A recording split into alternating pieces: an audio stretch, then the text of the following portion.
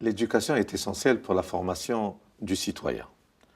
Elle permet un socle commun. C'est le commun, c'est le bien commun qui est essentiel.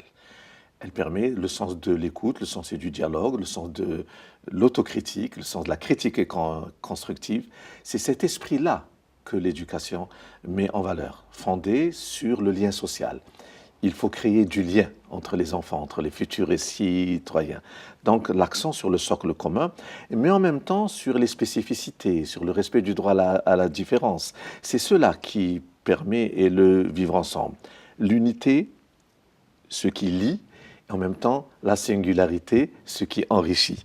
C'est cela qui nous permet d'apprendre à vivre ensemble. Certains ne mettent parfois l'accent que sur l'unitaire et d'autres que sur le spécifique, alors qu'il faut les articuler.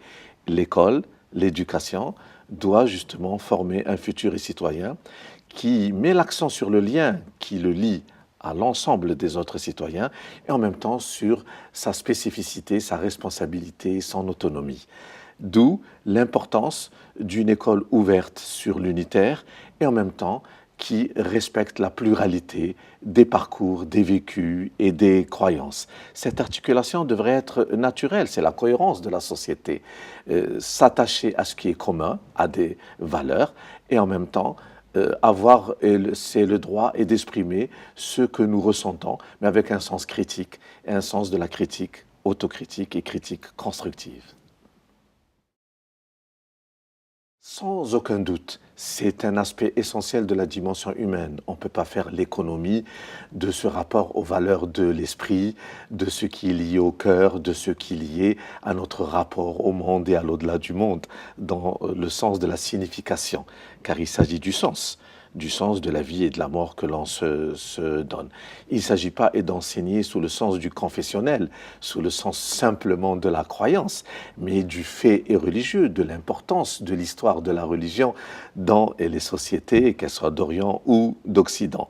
Donc, l'enseigner, sans aucun doute, il y a la méthode de l'enseigner, il y a le contenu et de l'enseignement qui doivent correspondre à une approche qui se veut scientifique, académique, objective, tout en respectant les croyances. Les croyances, ce n'est pas un non-savoir, c'est aussi une forme de savoir.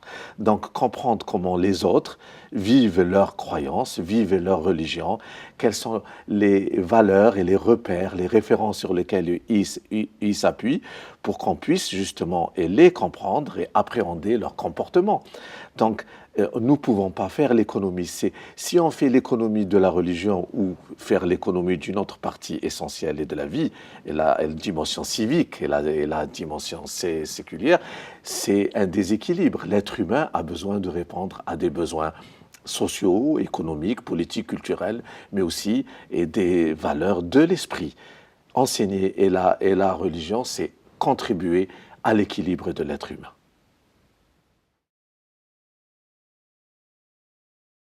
Les valeurs convergentes sont largement supérieures à ce qui peut être une différence ou une divergence. Le socle est commun. La civilisation classique a été judéo-islamo-chrétienne et gréco-arabe. Tout nous relie. Sur le versant abrahamique, sur le versant spirituel, nous nous relions aux mêmes sources, c'est-à-dire des valeurs éthiques, morales, un rapport au monde, une certaine croyance, qui fait que ce sont ces valeurs qui étaient les fondements des sociétés depuis plus de 3000 ans. Depuis Abraham jusqu'à l'ère moderne, c'est les mêmes valeurs humaines et des valeurs universelles. Donc c'est des valeurs convergentes, que la vie est un droit sacré, que la vie humaine est sacrée. C'est le premier socle, c'est le point et de départ. Deuxièmement, que la vie a un sens, que nous devons et le rechercher, exercer notre raison. Donc l'exercice est de la raison, le respect sacré de la vie ne sont le monopole d'aucune culture en particulier, d'aucune civilisation en particulier. C'est un socle commun et qu'il faut aussi des accommodements raisonnables, que dans toutes ces sociétés, il faut des règles, il faut des lois, des accommodements raisonnables. Ça aussi, c'est des valeurs convergentes, inscrits sur un principe connu, que la liberté finit là où commence celle et de l'autre. C'est là où est l'accommodement. Donc la civilisation est musulmane, de l'Orient, mais qui est aussi universelle, parce que je suis Orient et Occident. Maghreb, par exemple, veut dire l'Occident. Donc nous sommes méditerranéens, nous sommes grecs, nous sommes européens. Il faut assumer toutes ces dimensions dans la pluralité avec le socle commun qui est la famille humaine. Les valeurs divergentes qui ne devraient pas l'être sont par exemple qu'il n'y a pas de liberté sans loi. Il y a aujourd'hui une certaine idée moderne et dans l'Occident que la liberté serait illimitée, qu'elle est non négociable, que c'est un principe sacro-saint. Évidemment que la liberté, elle est essentielle. Elle est le fondement même de l'existence humaine qui nous responsabilise. Mais il faut aussi comprendre qu'il y a une éthique, qu'il peut y avoir des balises, qu'il y a des règles. Jean-Jacques Rousseau lui-même le dit, qu'il n'y a pas de liberté sans loi. Emmanuel Kant. C'est cette culture de l'Orient qui n'oublie pas. On a l'impression, on a tendance à oublier dans un certain Occident sec moderne que la liberté serait les libertés à l'infini, alors que nous savons qu'il y a un équilibre à trouver, qui se négocie, qui n'est jamais définitivement clos. La liberté ou la démocratie sont toujours à venir, perfectibles. C'est ce que, dans ce débat que nous voulons aujourd'hui avoir entre l'Orient et l'Occident, il y a aussi cette dimension de la transcendance. Il y a un désenchantement du monde. C'est en Occident, on dit la sortie de la religion et c'est de la vie. C'est ce qui fait de la différence avec l'Orient, où les valeurs spirituelles continuent à imprégner, à orienter les rapports humains, que ce soit le rapport individuel avec le monde ou les rapports sociaux.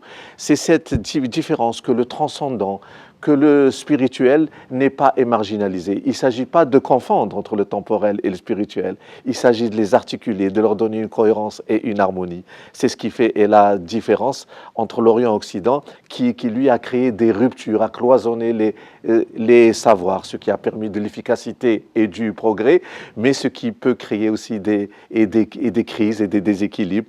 Alors, l'Orient peut avoir l'air de faire de la confusion entre ceci et cela. Il ne faut pas confondre, il ne faut pas opposer, il faut rechercher l'équilibre et l'articulation.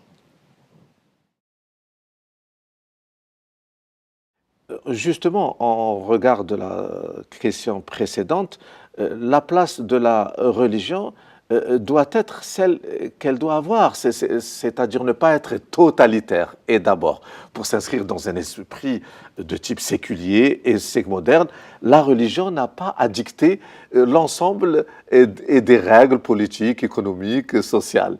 Il y a lieu de distinguer. Et l'islam ne confond pas et n'est pas théocratique et n'est pas totalitaire. Mais elle doit avoir sa place. Les valeurs du cœur, les valeurs de l'esprit ne doivent pas être marginalisées, écrasées, laissées sur le bord de la route sous prétexte de rationalité, d'efficacité, de matérialisme, de rationalisme. Il faut encore une fois rechercher l'équilibre.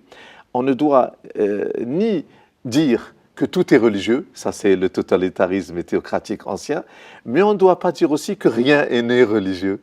Il y a une dimension à avoir, pas simplement dans la vie privée. On a le droit de vivre sa foi dans l'espace public, mais sans interférer dans l'ordre public, sans interférer sur la liberté et de l'autre. C'est un débat de fond qui est ouvert. Dans quelle place de la religion, elle doit être une chance et non pas une menace, elle doit être une possibilité de relier, puisque le mot religion veut bien dire relier en latin, elle doit permettre de relier sans interférer et sans prétendre gouverner le monde.